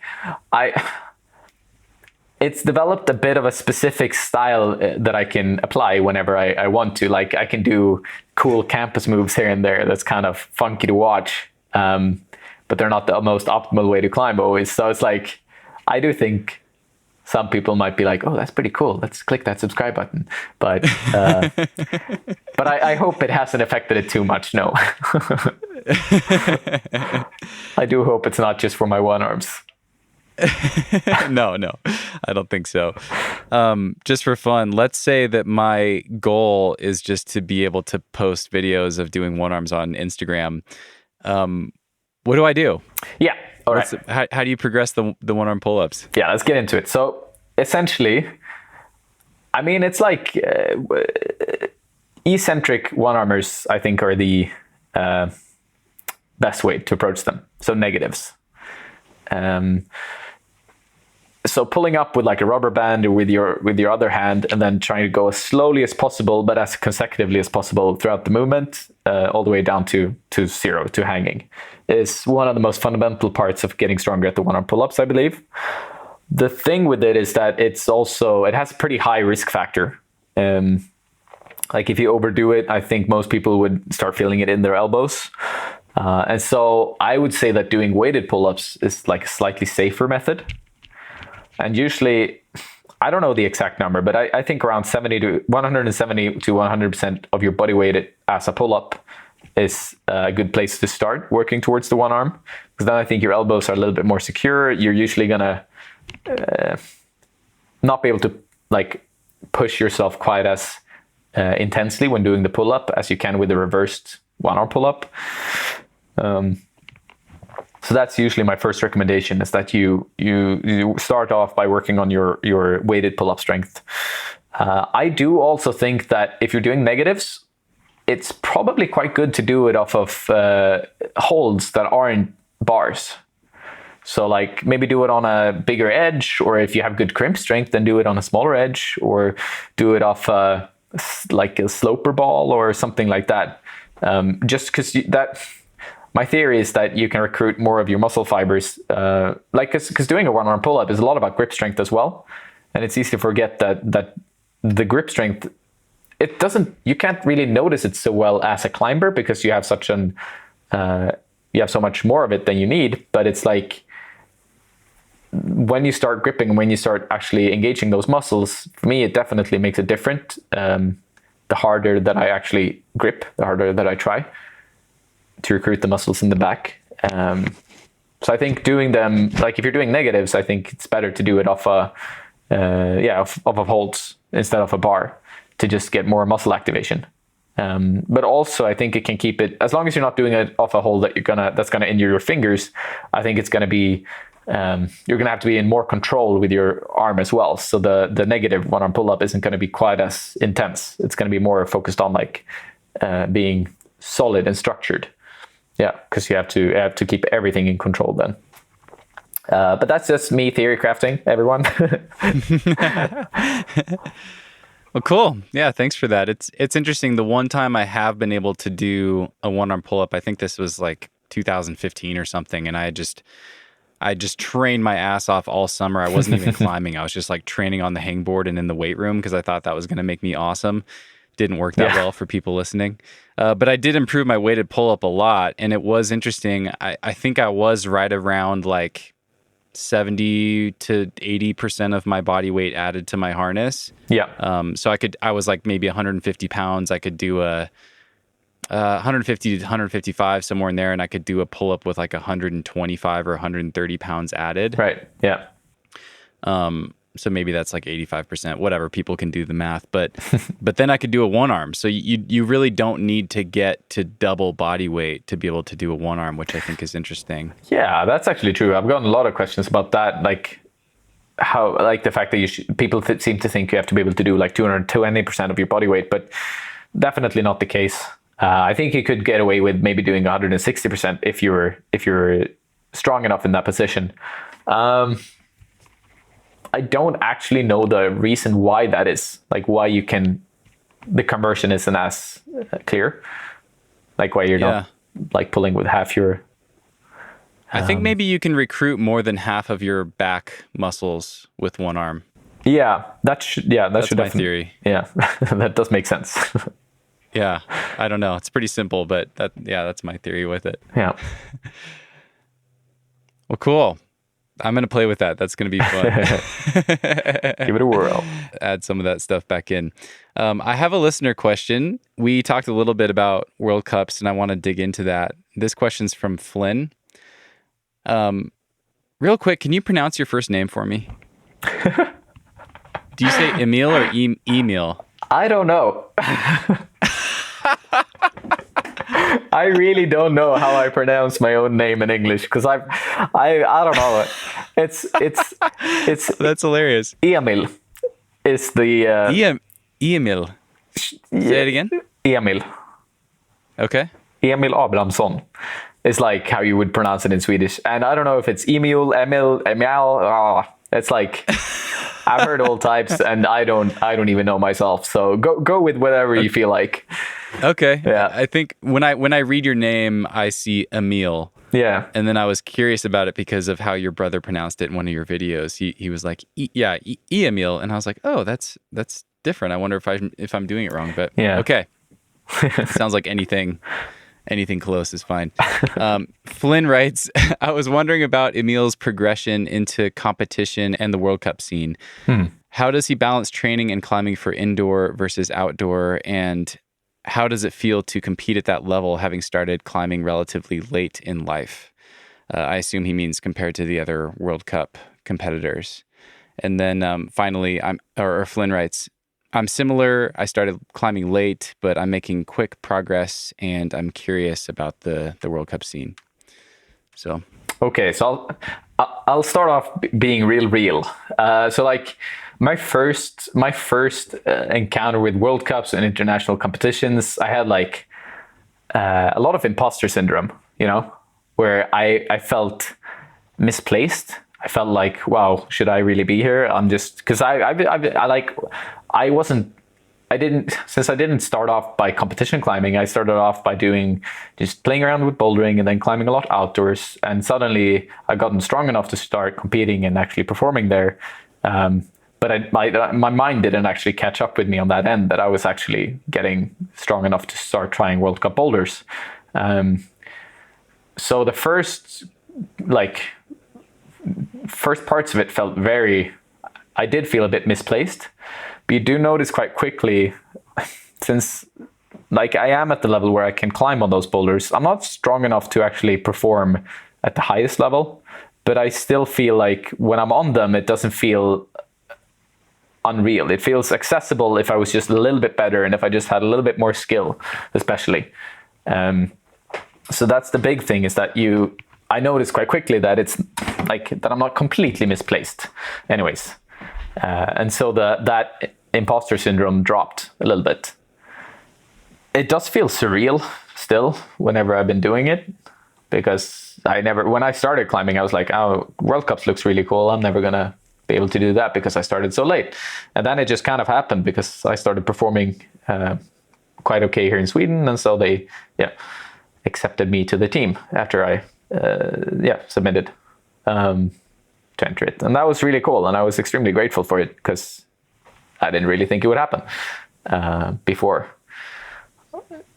But anyways, after having done a few now, it still feels like I know I'm not strong enough to, as I mentioned, perform at the highest level, but it's very motivating to know that if I just improve a little bit, then I can start touching at the top.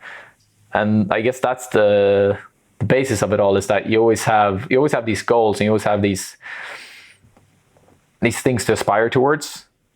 And that's what helps me progress as a climber. And with World Cups, that's exactly what it is. I can see all these top athletes that I know are better and stronger than me. But if I study them enough and if I try to learn from them as much as I can, then I know that it's not impossible for me to approach their level. And with the World Cups, I definitely noticed that that's a reality. If I, put the effort in, if I try harder, then I don't know, things can happen. Yeah. So with training for it, which is the other question, is that it's quite similar in a way, because outdoor climbing is, for me, I guess, you find these projects, you climb on them, you train for them indoors, then you go outdoors. But with World Cups, you find these World Cups, you train for them, and then you add some extra things that are good for that specific format, but you're still training on boulders. You're still trying to do boulders. And people can say a lot about things like, oh, competition boulders are far from being like outdoor climbs, and they're far from being real boulders, etc. But in the end, almost any form of competition climbing is still climbing. It's the same basic type of movement, and it's the same pattern that you need. It does exclude some climbers here and there. Like maybe if you're very good at static climbing on crimps, you're not going to have a good time on a coordination dyno in a World Cup. But that's because you've trained a specific style. the thing that I've noticed is that on these quirky coordination dynos, you can learn so much about your performance outdoors by training on that style as well. And I feel like a lot of people keep on neglecting that fact and just stick to the idea that you don't see this on real rock, which is true, but like you can still evolve so much as a climber by practicing those movements and by understanding how momentum will affect your performance and affect you as a climber on the wall. And coordination dynos and funky moves like that are like the perfect way to train that. Perfect, because it really takes it to its edge. It's like if you don't work with perfect momentum on those moves, you can't do them. It's physically impossible on a lot of those World Cup boulders. And then when you're good at that, you can downscale it to use that momentum on easier moves as well. Like you're working at the very upper limit of what's possible when it comes to using momentum. And like the most efficient way to climb is naturally to do a lot of like, to use as much momentum as possible in your movement, because you're just moving throughout, but with momentum instead of with your muscles. And that's the thing, like, with World Cups, yes, you have to learn to be better at those moves to actually perform on them, but it's not that different from outdoor climbing in the end. It's all connected anyways. So what I pretty much had to do is, I guess, focus a little bit more on that style, focus on using my momentum better and learning to just apply what I have outdoors on a slightly more extreme level. Yeah. So that's kind of how it was. I saw your video about practicing flash training before, I think, one of your recent bouldering World Cups. I watched that and I was like, I don't practice that a lot, but I've started to practice it more in the last few years. And for the first time in my life this year, I've really started to flash some boulders outside that I'm proud of. You know, I used to be, that used to just never happen. Like I basically would never flash anything. I really had to get the feel of the moves and try different beta and make sure I had the holds really in a particular way. And it just took me time to kind of get the feel of things. And, you know, the gym gives you such an amazing opportunity to just try flashing all the time, to just try flashing tons and tons of different moves. And it builds up this kind of vocabulary of movement. Exactly. But I imagine or just from watching that video, it seemed like you were working on a lot of other skills in that type of session as well. Can you talk a little bit about why you would do a session like that? Yeah, I guess with flashing, like there's two aspects to when flashing a boulder that are important. One is, of course, the fact that you're going to have to move quite well on the wall, and you're going to have to work on your intuition when climbing. But I think the biggest aspect that I find important about it is that you have to get into this perfect zone and this perfect mindset before you hop on it. You have to decide for yourself that you're going to perform in a way that's not very often encountered in climbing. It's often encountered when we're like on the red point burn on a project and we're trying to give it our all. But I don't think it's very common when we're just having a session in the gym and just, you know, hopping on something. We usually don't try as efficiently and as hard as we possibly can. It's more just, it's good times, it's good vibes.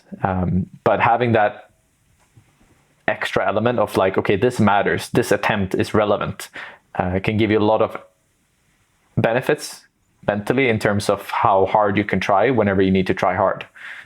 So that's why I think it's important to work on flashing boulders and be in that mental zone where you have to give it all you got. Yeah, cool. Yeah, it is neat how it does translate to red point climbing as well. Just like showing up and really having that kind of mindset of like, this is my shot, I'm going to execute it. I really do think it's helped me with that as well. So yeah, more flash sessions. That's cool. I'm curious with the World Cups, do you have specific goals for yourself as a competition climber? And I'm curious if those, you know, we already talked about the Big Island and how the Queen Mother motivated you earlier in your climbing career. Does competition climbing motivate you to the same degree that these outdoor projects do? Both yes and no. It's a much bigger, like, it's a bigger picture in terms of training and motivation. because you're just working on everything all at once to become a better climber. And I'm a quite competitive person, so it can be good to have that mindset as well, because I don't have often encountered it in climbing. Like whenever I play basketball or soccer or anything like that, I go insane almost. And I really miss that aspect, because in climbing, I don't almost ever have it, because it's very hard. Like, first off, I can't really compete against many other climbers because we all have such immensely different like body types and strengths, etc. So it's very seldom that I have this that it's a competition on a boulder with anyone else. It's either that person crushes it or I crush it, and there's no real in between quite often. So it's hard to get into that mindset. But in competitions, I do access it a little bit more, like the wild flame inside of me trying to just win.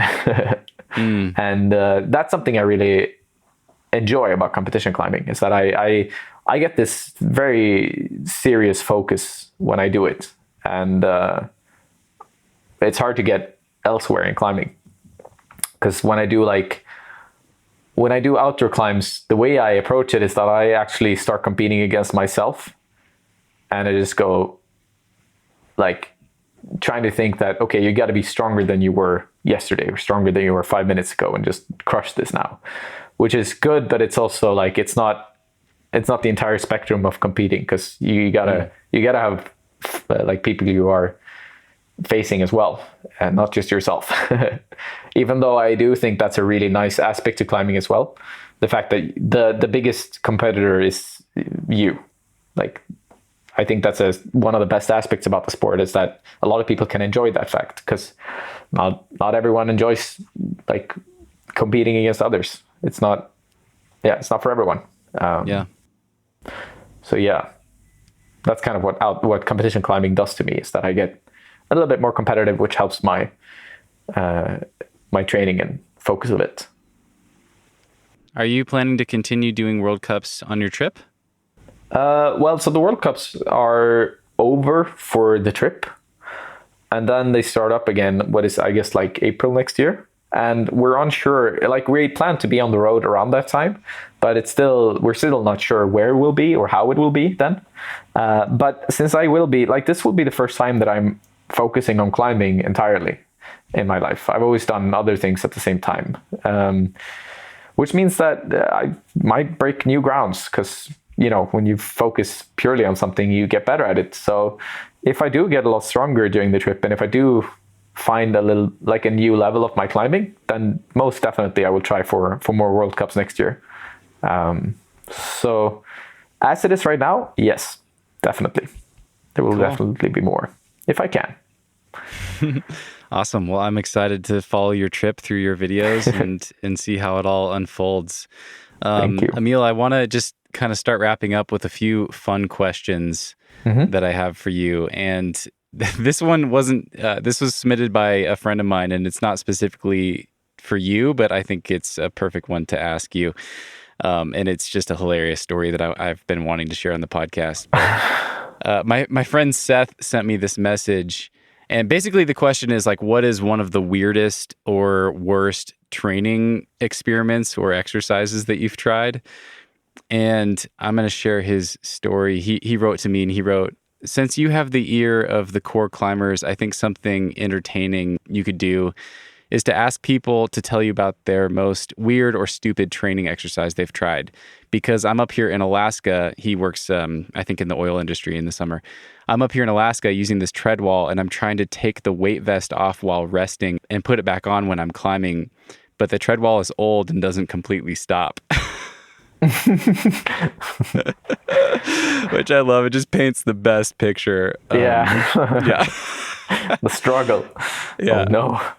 Does anything come to mind, and anything you've tried that's just like, oh, okay, that was just totally ridiculous? I think the dumbest thing I've ever done. Yeah, the dumbest thing I've ever done in terms of training was like, I'd injured my left arm, so I could only climb with my right arm. But I wasn't going to stop and climb like easy boulders. So I would try harder boulders and just like go a muerte, try the hardest I possibly could, and I completely broke my right arm from it because I was trying so freaking hard. I was pushing grades, but with just one arm. So I was trying to do as hard boulders as I possibly could with just the right arm. And what happens is that, you're doing a lot of it's kind of hard to grab smaller holds because you have to be so specific in your movement. So there were a lot of jugs in the boulders that I did, and I would just rip as hard as I possibly could, catch the next one, and then it didn't go quite as well as I wanted it to. And that was definitely the dumbest, because I did this for a week or two or something. Just kept on going and being like, yeah, this is good. Now I at least get some training in. Not a good approach, everyone. Don't try that at home. So you ended up with 2 injured arms instead of just one. Well, the thing is, the left arm was I would hardly call it injured. It was just I need to rest it a little bit. Yeah. Yeah. Nice. That's a good one. Do you have a favorite film that you've made? Oh, a favorite film.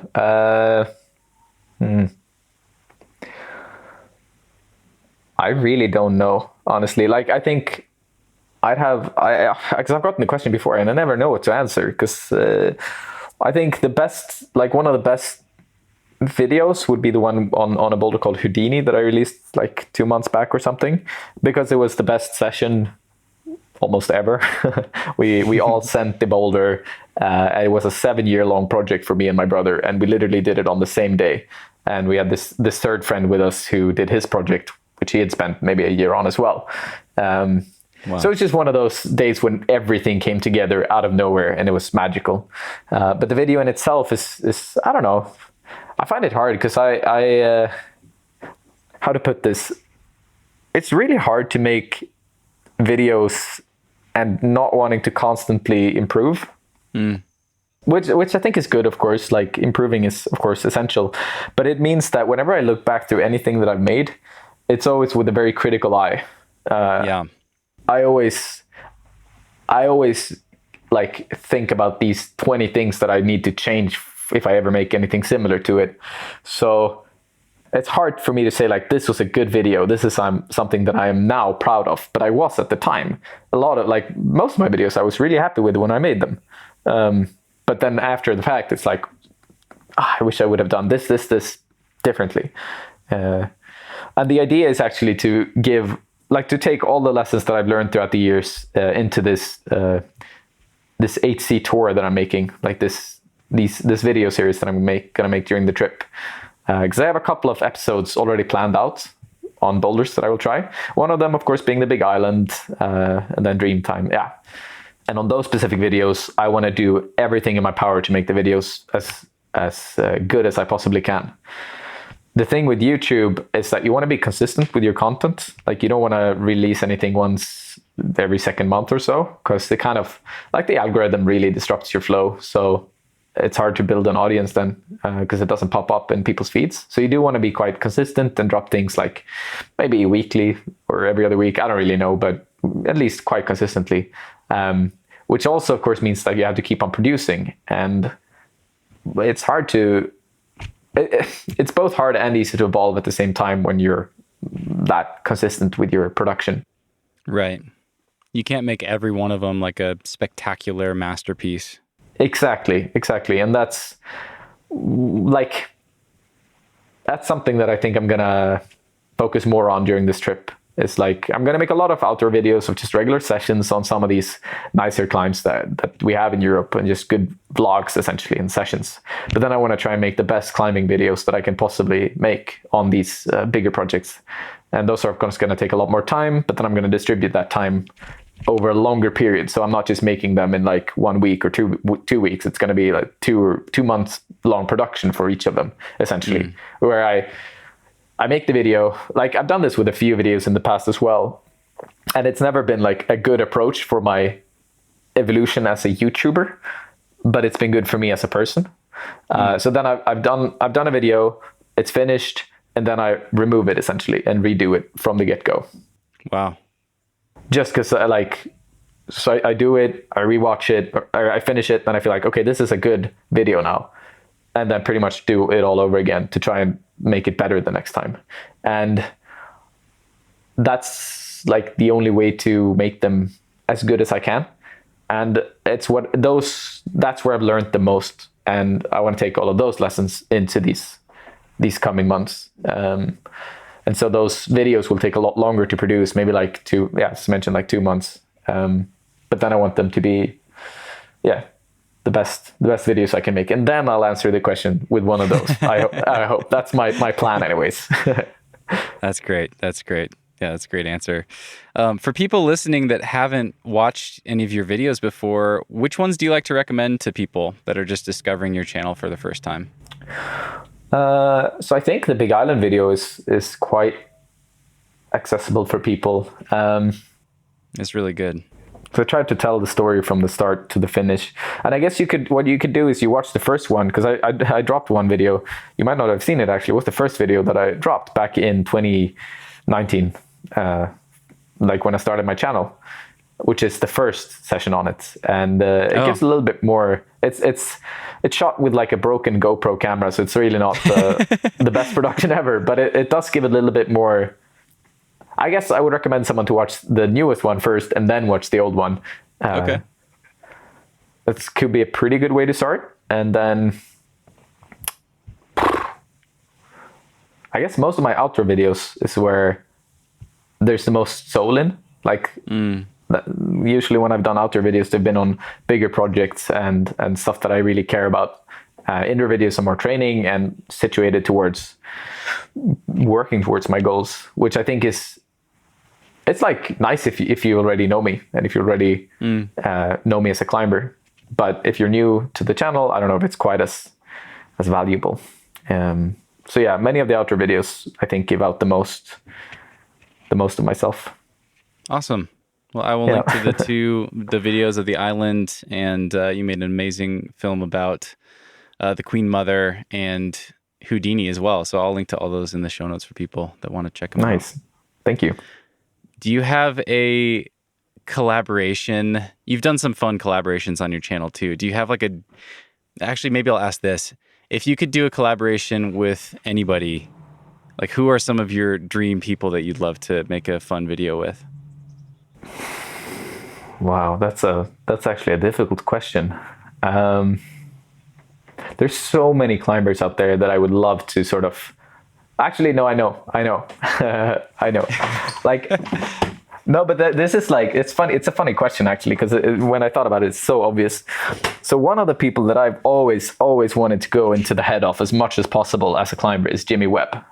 He started a little bit later in life as well, and he has this style of climbing that I find entrancing, and he's just kept on going for many years and just seemed to love the sport in a way that's very real and genuine, and I find that very interesting. But I haven't seen so much of him throughout the years. Like, I've seen a lot of videos. I've seen almost every video with him, I reckon, but I've in only a few moments I've gotten the questions that I look for, I think. Like, the videos are like, a lot of them are really great, but I think I would just want to see him on a session, see his thought process on boulders even more than I have, and just get to know him from my perspective, from what I want to know. I think would be definitely something I'd love to see. I'd love to see it too. I hope that happens someday, and I feel similarly fascinated by Jimmy and his approach, and he's a quiet guy. He doesn't seem to share a lot of himself in these videos, and he's someone that I really hope to have on the podcast someday. So Jimmy, if you're listening, if anyone's listening who's friends with Jimmy, let's get him on Emil's YouTube channel and on the podcast. No, that's awesome. Yeah, I hope you guys cross paths in Switzerland or somewhere and get to do that. That'd be really cool to see. Well, awesome. Emil, I think that's all the questions I have. Actually, I have one. This is a question that I ask all my guests. I almost missed it, but I love to ask people what they've been grateful for lately. I think that's just a really fun way to to help myself, to help all the listeners just take a second and reflect and think about some of the simple things that we take for granted. But yeah, I'd love to ask you, what is something that you felt especially grateful for lately? Actually, there's a lot of things, especially now that the trip is approaching. The fact that I can make that dream a reality is like, I'm just so incredibly grateful to, of course, all my viewers who actually do make it they're a big part of making it a reality. And to Eric Carlson, who I've worked with throughout the years and who's like been a pretty big mentor in my video making and in life as well. And then just literally to everyone in my life, because they've all affected it in a way or another in terms of how I'm getting towards this trip and this goal. And I have like an immense amount of gratitude for all that. That's definitely something I think about it on a daily basis even. And I guess that's my answer. Well, thank you. I'm grateful for this conversation. Really good to meet you and talk with you. And I think this was a really good one. There's a lot of fun stuff in there. And you're a really thoughtful guy. I can really tell through your videos and through how you answer these questions and think about things with your caveats and with your explanations. I can tell that you really put a lot of thought into your own climbing, and not only that, but how you're presenting yourself to the world and what you're sharing and how people might take that, out of context. And you really put a lot of thought into it, and it really comes through. And I think it's helping a lot of people. So thank you for what you do. And thank you very much for saying so. That means a lot, actually. And thanks for having me on. This was a lot of fun. Definitely. Oh, good. Yeah. A lot of fun. My pleasure. My pleasure. Fun for me too. When do you think you'll complete the van? When are you going to hit the road? In about a month, actually. It seems like. Oh, that's so exciting. Yeah. Like a month and a half or so is when we're leaving. So very soon. Nice. Nice. And you guys are building everything out yourself? Yep. From scratch, removing old insulation and putting in new. So yeah. God, that's a full-time job in itself. It is indeed. And where's the first stop? So that will most likely be Switzerland and Italy. So because we're going to be quite close to Cordelius's family. She has family that lives in Bergamo in Italy. So we're going to be traveling in between Brion and Switzerland essentially and Italy for a while. So fun. Well, thank you again. I really look forward to following your films and seeing your process on this journey. And let's do this again sometime. It's really good to talk with you. And there's a lot more stuff we can dig into. So it'd be great to have you back on. Thank you. Sick. Yeah, I'll be happy to come back on. Cool. All right. Happy training. Thank you. Peace. Talk to you soon. Talk to you soon. Bye. Bye.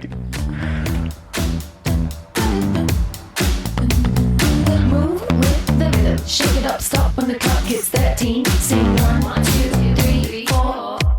Cause no one can do it like we do it, like we do it, like we do it. Cause no one can do it like we do it, like we do it, like we do it. Cause no one can do it like we do it, like we do it, like we do it. Cause no one can do it like we do it, like we do it, like we do it.